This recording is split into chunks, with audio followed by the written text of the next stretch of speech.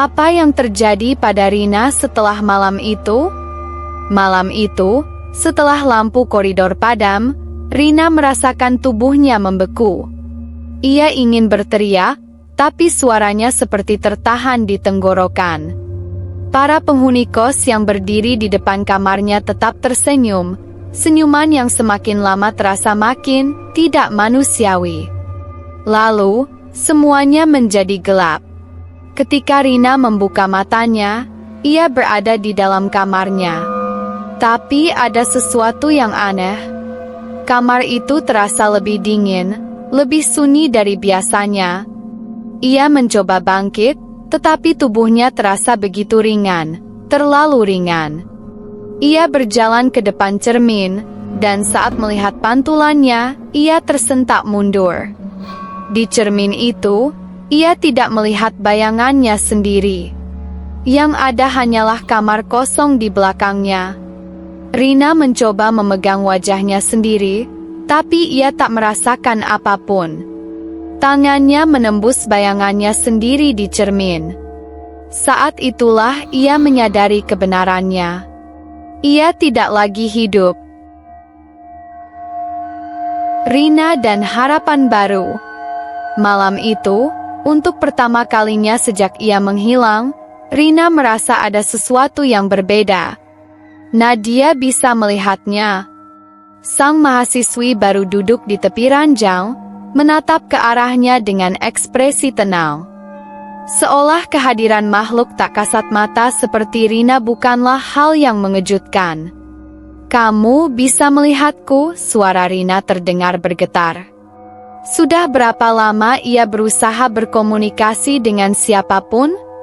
Nadia mengangguk. "Aku sudah tahu tempat ini aneh sejak pertama kali menginjakkan kaki di sini," katanya pelan.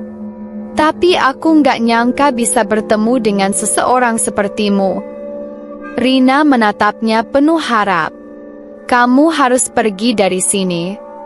Kos ini berbahaya.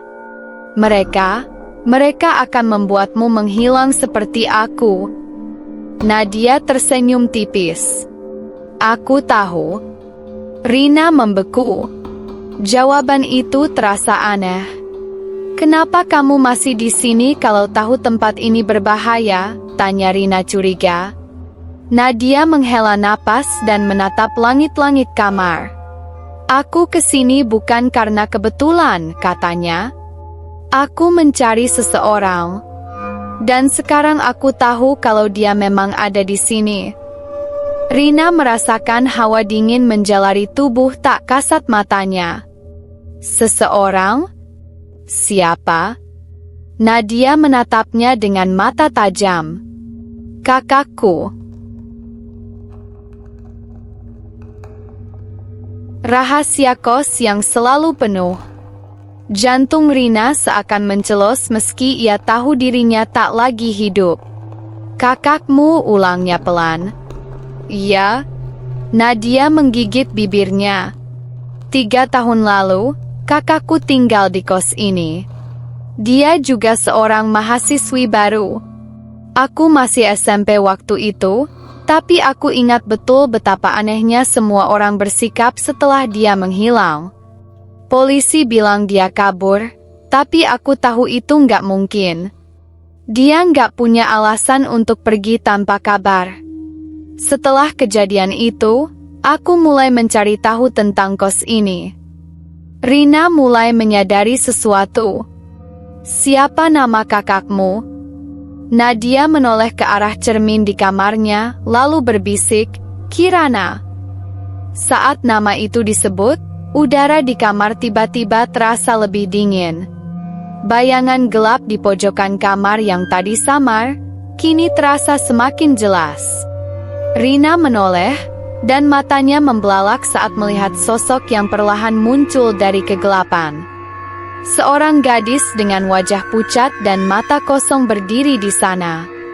Rambutnya berantakan, mengenakan piyama lusuh yang tampak seperti telah lama dikenakan. Wajahnya begitu familiar. Kirana. Sosok itu mengangkat wajahnya, bibirnya terbuka sedikit. "Nadia." bisiknya. Kutukan yang harus dihentikan. Nadia menatap sosok kakaknya dengan mata berkaca-kaca. Aku tahu kau masih di sini, katanya dengan suara gemetar. Aku datang untuk membawamu pulang. Namun, Kirana menggeleng lemah.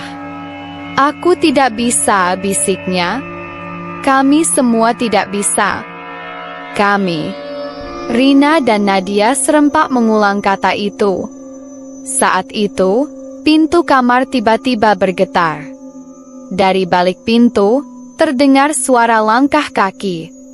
Suara tawa samar. Suara para penghuni kos. Mereka tahu ada yang mencoba mengubah siklus ini. Kalian harus pergi, bisik Kirana putus asa. Kalau tidak, kalian juga akan menjadi bagian dari mereka. Tapi Nadia menggeleng. Aku nggak akan pergi tanpa kakakku. Pintu mulai terbuka perlahan. Dan di luar sana, para penghuni kos berdiri berjejer, tersenyum dengan tatapan kosong. Mereka tidak akan membiarkan siapapun pergi.